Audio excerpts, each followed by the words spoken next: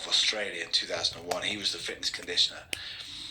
And there's a bit of a segue. He said, I remember as part of his speech, you're all just better off liking me right now, because you're going to work out that I'm a good guy anyway, and I really care about you and what I'm doing. So let's not waste this valuable time.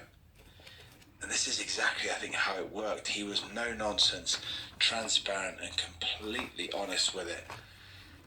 And I think he knew this to be a very necessary foundation of any team. I remember our pre-season training came with gut-wrenching sessions designed to bring you face-to-face with your limits and then take you beyond them. He never let you know what was coming, how many reps you were going to do, how long they would last. He loved leaving you in that discomfort where the pain stared you in the face. The fear on its own of what you're about to go through could wear you out way worse than the training ever did. Those that couldn't handle the not knowing ended up asking. They just made it worse for themselves. They ended up doing more. Those that tried to hold back and guess how many were coming ended up doing way more. He wanted everyone getting comfortable in that uncomfortable space of the unknown. But what he taught me was something so powerful and never failed me, I don't think. Just be ready to give your all, and you'll always find you have enough. The only thing in your own way of what you want is you. And when you think you're finished, is probably when you're just getting started. So Blackie kind of took over the dressing room of whatever club he was working at. He was like an off-field captain and a motivational genius. Before each game, I remember up in Newcastle, right up until the last second before we left the changing room for the kickoff, he'd be the one doing all the talking. He'd wander in and out of the players, triggering the most powerful emotions in each of them, bringing them to that space of why not, to the realization that anything's possible.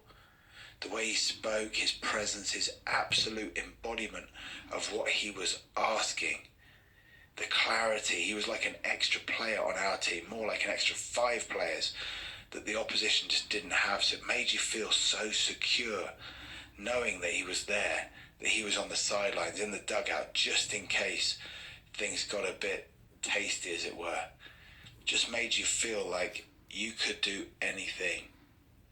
And him himself, he was forever learning, humbly accepting that he was never done. I poured my heart out to him on so many occasions. I was like a stuck record after so many games when things hadn't gone my way and games had been lost. It was a story he must have heard a million times, and yet he absorbed it each time like it was the first. He listened like nobody I know. He just had forever for you. I know he travelled the world to go and meet those he idolised, whether it be people like Customato, Mike Tyson's legendary cornerman and coach over in America, because just like these gurus, Blackie was a guru.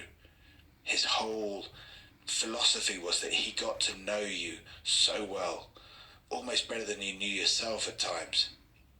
And I think he found it hard to see this kind of intuitive, deep, connective, inspired intelligence being replaced by computer programs and AI stuff. He would spend hours researching, listening to